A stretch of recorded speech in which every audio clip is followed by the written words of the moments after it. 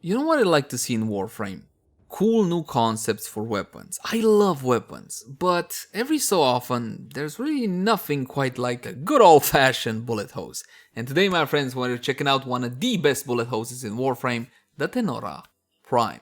As always, my name is Lazar, and I got a couple of builds lined up. Something cheap, something affordable that a more casual or newer Tenno can get into. But rest assured, we also got the endgame setup with a Riven, Galvanized Mods, Prime Mods. We're gonna go to Steel Path, basically the works so you can see what the weapon is capable of. That said though, please bear in mind that my builds and guides usually take a more new player friendly tone, simply because I want anybody watching to understand how the weapon functions and how it should be built. So in case you're a veteran and you already know most of this stuff, you can either skip ahead or have a bit of patience. And with that out of the way, let's jump into the Tenora Prime. Let's begin by checking out how the weapon handles without any mods equipped, and for that, just a couple of our regular free shots. The Tenora Prime is an automatic primary weapon. Essentially, it's a hit scan attack. You can compare this one to a bullet hose type of weapon or a minigun type of weapon. And by the way, the corrupted heavy goons are sprouting flowers because I'm using Peculiar Bloom on Ivara. That said, this one is more than just your standard bullet hose with a massive 200 magazine capacity and a somewhat decent reload. This one also has a secondary fire mode. In secondary fire mode, the weapon will charge automatically 10 bullets and release a pinpoint accurate shot with more power, obviously. I'll show you guys more at stats. Notice how the barrel turns counterclockwise. You saw that? And then poof, lets out that blast. Fantastic. Now the problem with this fire mode, one, it's slow, 0.8 seconds that charge time, and second of all, you can't hold the charge in, it releases automatically, so there is that to bear in mind. Let's talk about accuracy when it comes to the weapon. Secondary fire mode, pinpoint accurate. Primary fire mode, yes, but not from the get-go. You see, this one, listen to it, has a bit of a spool up to it, yes? When the weapon spools up for about 1.5 seconds, 2 seconds maximum, something like that, you see the accuracy is all over the place. But as soon as the weapon reaches full fire rate, it is pinpoint accurate. Have a look, reach full fire rate, no longer spraying the entire screen. So there is that to bear in mind. Now my friends, let's check out stats to see exactly what we're dealing with. Mod capacity 60 out of 60, and if your comes with only 30 out of 40, jump into actions, plug in that Auto King Catalyst, and double that mod capacity. Is it worth it for the Tenora Prime? Well, do you like miniguns? Then yes. Do you like bullet hose kind of weapons? Then yes. Do you like beautiful prime weapons? Then yes. Subjectively beautiful, fine. Do you want the most endgame OP, I don't know, whatever made up endgame weapon you want? No, this is not it. There are more powerful weapons than the Tenora Prime, but this one definitely packs a punch, as you will see. Now my Tenora Prime has been format 4 times. Thankfully this is not a forma heavy weapon, so it doesn't require a huge investment. 2 forma will be enough for the build I'm recommending. You guys simply go for V symbols or Madurai. Of course, if you also got this puppy right here, Galvanized Aptitude, I would recommend a Vaseline Polarity. I believe people call this one a P or a D. I have no idea. Of course they would call it a D. Let's talk about the Exylus slot. Now in this one, here's the thing. If you go overboard with fire rate, if you hit the walls more than you hit your targets, it might be a good idea to go with Vigilante supplies. Just saying, just saying. Now with this one, you'll also get the added benefit of the 5% chance to enhance critical hits from primary weapons in case you're going to be using the Panzerwolfpfeiler and not Carrier with its weapon, which can house this, house this mod. Now I know it says 20%, but trust me, it's a simulacrum bug. A very old simulacrum bug, dear developer. Yes, of course. Now that's pretty much it. Honestly, I wouldn't unlock this one because you don't really need any of these mods. You can simply leave it locked and save some resources. When it comes to the arcane slot, I would definitely unlock this one. Obviously, you're going to be using dexterity if you're going to be using it in tandem with your melee. Primary deadhead, not so much, considering that most targets are going to be dying under the effects of procs. Which procs? Well, Fireland Slash. Don't look at me like that. Tell DE we need more build diversity. And of course, Primary Merciless is going to be best in slot. Accuracy is good, you saw it earlier, fire rate of 12.67, which is not bad. Massive 200 magazine, keep in mind secondary fire mode consumes 10 ammo per shot. Noise alarming, reload on the lengthy side, 2.5. But then again, you do get a pretty huge magazine. And by the way, the ammo reserve is only 1000. But, yes, I know I should continue on with the stats, but Primary Merciless 100% ammo maximum. So as soon as you equip this one, 2000. 2,000 ammo reserves. Normally I don't really have any issues with ammo unless of course I'm shooting super bullet sponge enemies, because that's apparently the definition of difficulty in Warframe. Riven Disposition, 3 out of 5, which means what? Which means it's perfect, because think about it, it's not too overpowered, it's not too weak, it's right smack in the middle, and it also means we can leverage the power of Riven mods. If you guys like Riven mods, trigger auto. Now for the primary fire mod, critical chance 30% and critical multiplier 2.2x, which is absolutely fantastic. Status chance, not fantastic, 24%. But on the other hand, considering how many bullets, how fast you put into your target, we will riddle our targets with slashes and vital procs. Not that we need that many vital procs or heat, but we just need a lot of slashes. Basically, you guys get it. Unfortunately, the full array of IPS, we're going to be getting a whole lot of impact procs, which in this case doesn't really help us, since internal breathing will be inferior in the case of the Tenora Prime to Hunter munitions. Now here's the charge shot, secondary fire mode, charge rate as you saw there, 0.8, not bad, not quick either. Fire rate of 2, duh. But here's the weird part, reload 2 seconds. This one has a reload of 2 seconds, this one of 2.5. A tad on the weird side, is it not? But you also get punch through of 1 meter, so you're gonna be going through the Grenier Shield dude, which, you know, the guy that looks through the visor, yeah, that guy. It's perfect for that guy. What else is there? Well, let's talk about the damage. Critical chance 40%, up from the 30% you get on the automatic mode. And 3.0x critical multiplier. It's just delicious. It's simple as that. It's just delicious. Weirdly enough, though, status chance goes down. Even though you're not putting as many bullets into your targets as quick, status chance curiously goes down. But the damage, of course, will be a whole lot more. How much more? Well, you're charging 10 bullets, therefore it's 10 times as much. So there you go. Now, let's check out a standard build. Damage with Serration, multi-shot with split chamber, critical chance and critical damage through the use of critical delay as well as vital sense. Let's talk crit. This is always a conversation. Hey, why not go with point strike instead? Well, honestly, it's a preference. I believe that the base fire rate of the weapon is a tad on the high side and I lose a lot of bullets. Honestly, it's not very ammo efficient. So you can go critical delay, you get that extra little bit of critical chance. And you are gonna be going to 90% critical chance on primary fire mode and 120% critical chance on secondary fire mode with critical delay. If you change to point strike, 75% on primary and 100% guaranteed on secondary. Honestly, it's an option. Go for whichever you choose. Now let's talk about the elephant in the room. What do you know? Hunter munitions and vital for rhyme rounds and malignant force. Now, if you're newer to the game and you haven't farmed these mods just yet, malignant force is very easy to obtain from corrupted Vor in the void. Honestly, you should farm him for all the 60/60 toxin mods. You will need all of them, so there is that. Rhyme rounds are very easily obtained from spy missions unless your RNG is really bad or like mine, in which case you will never ever get it and instead you'll have to buy it. So there is that. The last mod on the weapon is an option slot. Plug into this one whatever you feel comfortable with. For example, you got Galvanized Aptitude, definitely a smart idea. You even want to go with Bane mods because no self-esteem whatsoever, then definitely you can go with Bane mods as well. Not a bad idea. And of course, we'll talk about upgrades just a tad later. Here's a few suggestions. You can never go wrong with 60. Think about it. The effect of multi-shot on this one is absolutely fantastic, especially considering how many shots you get off per second, considering the fire rate. Now, this one is good. Here's one that I enjoy using. It's not necessarily a smart idea per se. It's just that I like using it. So if I like using it, I'm going to recommend it to you guys.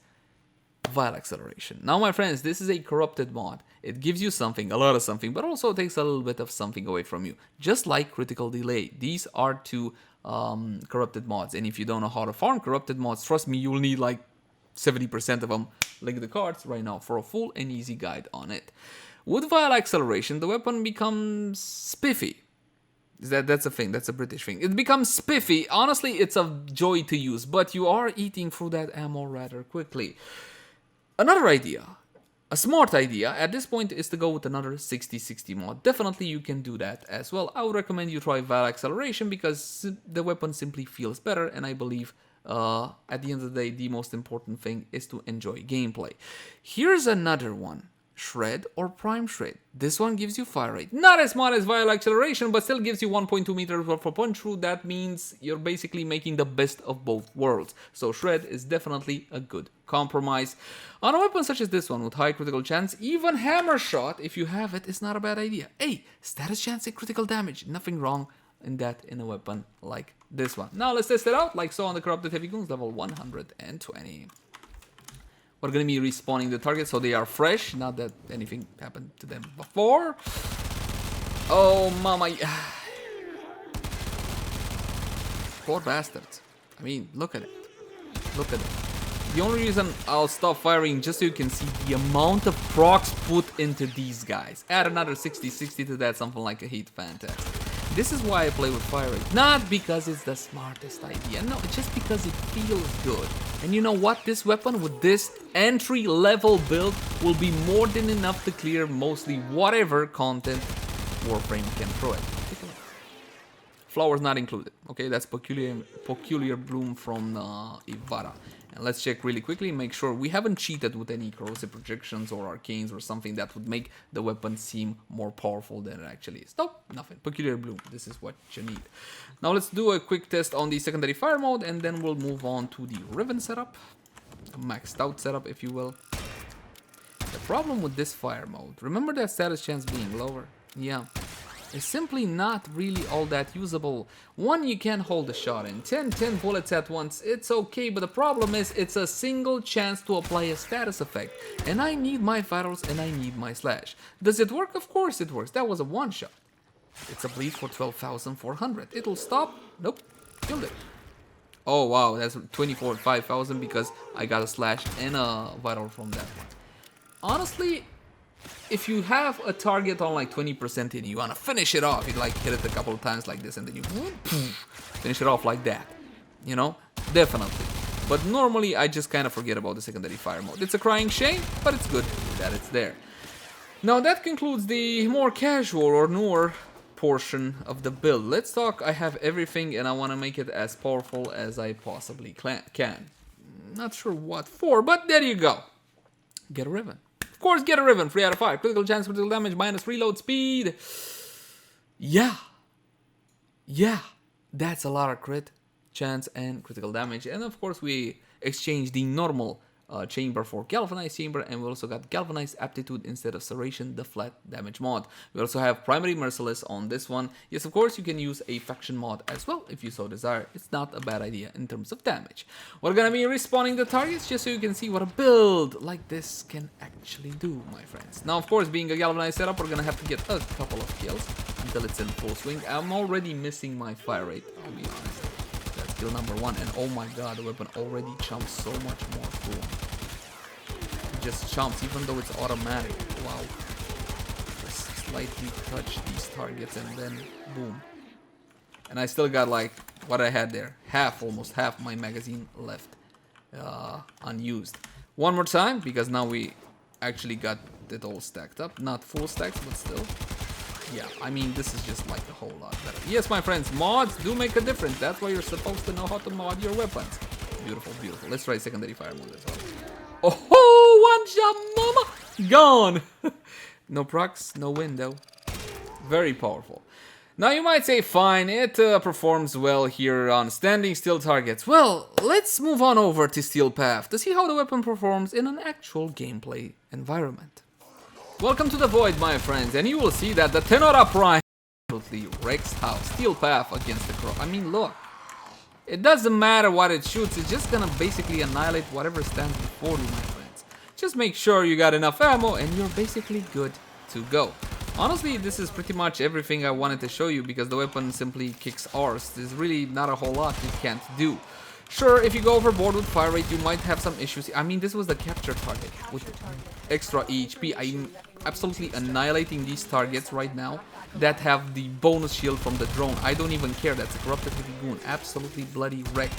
And I'll kill the drone last, which you're not supposed to do. You're supposed to, you know, kill the drone first and all whatnot. And my friends, this is the kind of power you can expect out of the Tenora Prime. Sure, there will be a point if you want to stay in endurance runs in something like Steel Path.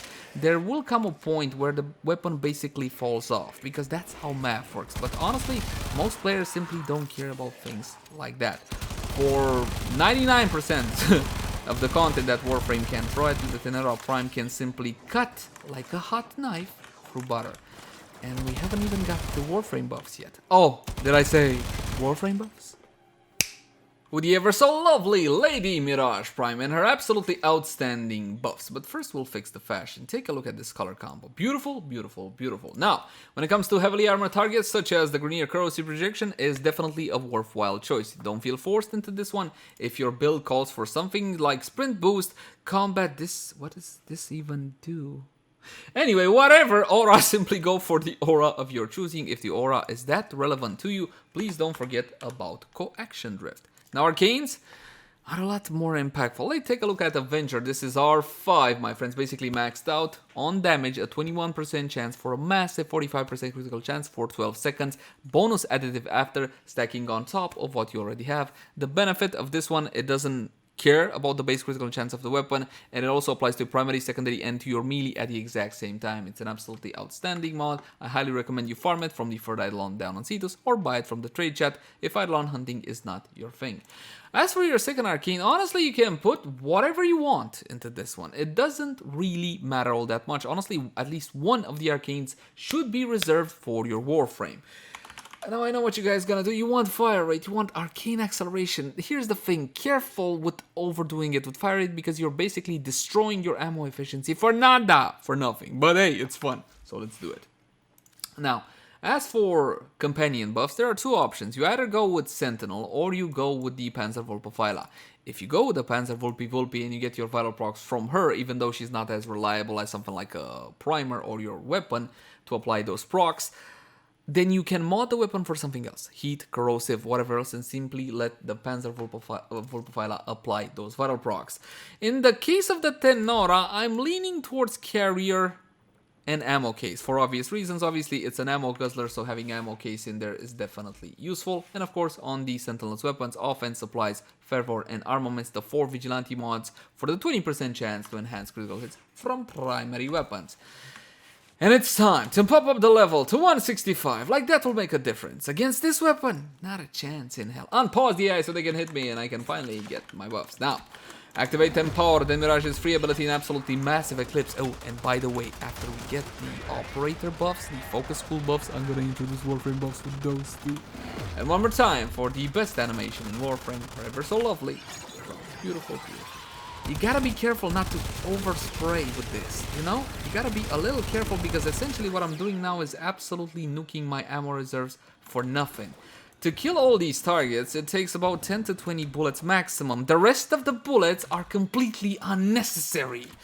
But hey, like I stated before, it's fun. And what is Warframe if not fun, my friends? If I can't do this, screw bloody efficiency. This is fun. This is enjoyable. Are you not entertained? And I do believe that's pretty much it. Do I need to recommend the weapon? I mean, I thought I was being pretty obvious. But in case I'm not, hey, go build the Tenora Prime. It's an absolutely fantastic weapon. I highly recommend it. It packs a punch and it's absolutely beautiful. Beautiful. Nothing more to do. As always, my name is Lazer. Thank you guys so much for watching. Like, favorite, share, and subscribe if you enjoyed the content. And if you got any suggestions or feedback for me, I would love to read that in the comment section down below. You can also find me on Twitch, Facebook, Twitter, all the usual places. And if you love the content and you want to help me keep making it, check out our Patreon. Link in the cards right now. But until next time, my friends. Bye-bye.